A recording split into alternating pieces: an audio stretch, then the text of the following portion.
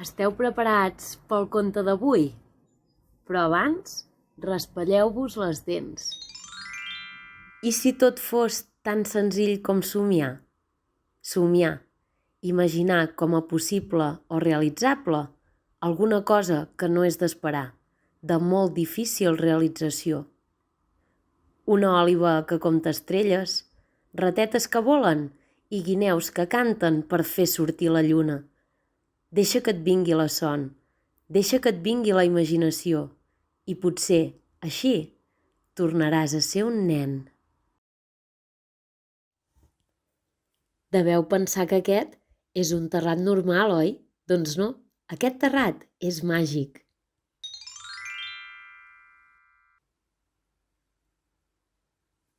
Cada nit, quan estic a punt d'anar a dormir, sento una veu que m'explica un conte. De vegades em venen a veure unes granotes llefiscoses, d'altres una cria de pantera que vol ser groga com el sol. De tant en tant em ve veure una òliba que li encanta menjar formatge i, si no, unes ratetes petites que volen aprendre a volar. De tant en tant em ve veure una tortuga que amaga els seus ous sota la sorra per protegir-los dels caçadors i, si no, una guineu que no en té ni idea de cantar.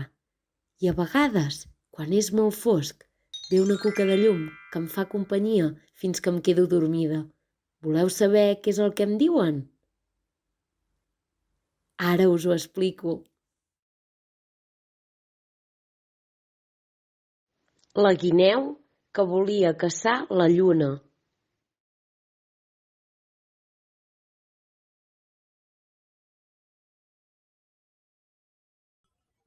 Un udol es va sentir al mig del bosc. És un llop? Va dir la cria de mussol. No, és la guineu, va dir la mare. Fa molt de temps, la lluna no canviava mai de forma, sempre era plena. Però una nit de cacera, una de les guineus es va fer mal a la pota i es va quedar sola al mig del bosc. Era molt lluny del cau i les seves companyes feia estona que no la veien.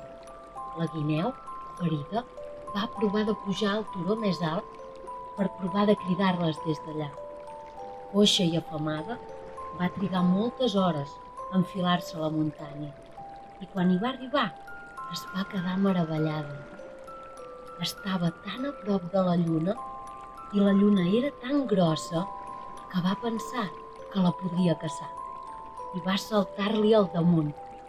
Però la lluna es va apartar i la guineu va caure des de tan amunt que va estar ferida durant una setmana.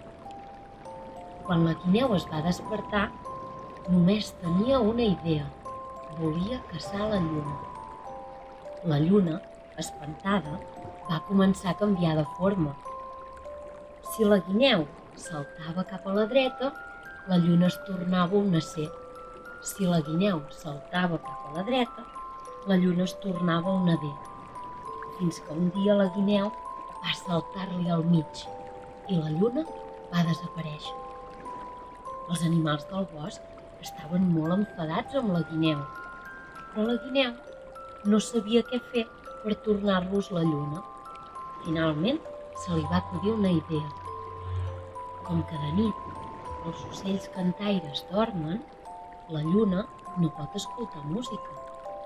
I així va ser com, amb l'ajuda de les altres guineus, li van començar a cantar cançons, fins que al cap d'unes nits la lluna va tornar a sortir.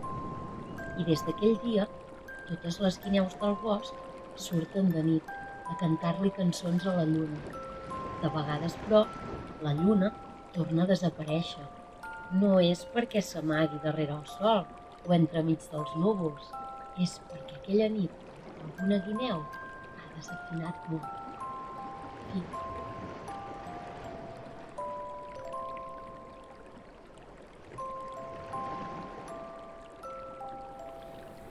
I vet aquí una tortuga, vet aquí una guineu, que aquest conte ja diu adéu. I vet aquí una pantera, vet aquí un ratolí, que ja és hora d'anar a dormir.